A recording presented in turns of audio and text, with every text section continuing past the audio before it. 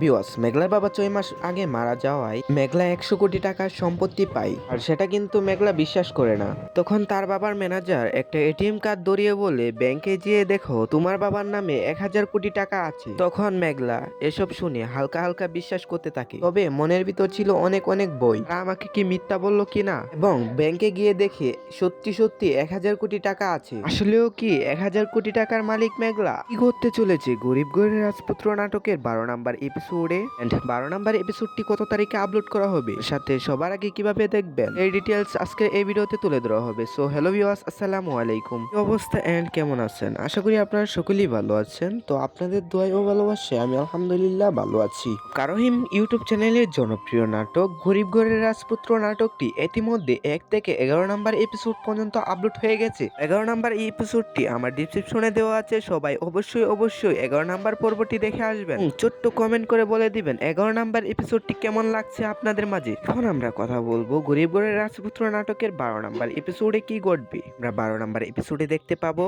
মেঘলার বাবার সম্পত্তি পাওয়ায় মেঘলা বড়লোক হয়ে যাবে, আর অন্যদিকে আমরা দেখতে পাবো আশিক চিন্তা করবে মেঘলাকে কি ডিভোর্স দেওয়া ঠিক হবে। অন্যদিকে বৃষ্টি চিন্তা করবে যেভাবেই হোক আশিককে দিয়ে মেঘলাকে ডিভোর্স দিতেই হবে। অন্যদিকে আমরা দেখতে পাবো মেঘলা বড়লোক হয়ে যাওয়ায় মেঘলা আশিককে এড়িয়ে চলবে। তো আমরা কথা বলবো গরিব রাজপুত্র নাটকের 12 নম্বর এপিসোডটি কত তারিখে আসতে চলেছে। তার আগে আমাদের নতুন চ্যানেলটি সাবস্ক্রাইব করে বেল আইকনটি অন করে দেন। গরিব রাজপুত্র নাটকের 12 নম্বর এপিসোডটি আগামী মঙ্গলবার দুপুর 12টা বাজে কারোহিম ইউটিউব চ্যানেলে আপলোড করা হবে। আশা করি আপনারা সকলেই বুঝতে পেরেছেন। পরে কোনো নেক্সট ভিডিও নিয়ে আসবো আপনাদের মাঝে। ততক্ষণ ভালো থাকুন, সুস্থ থাকুন, আল্লাহ হাফেজ।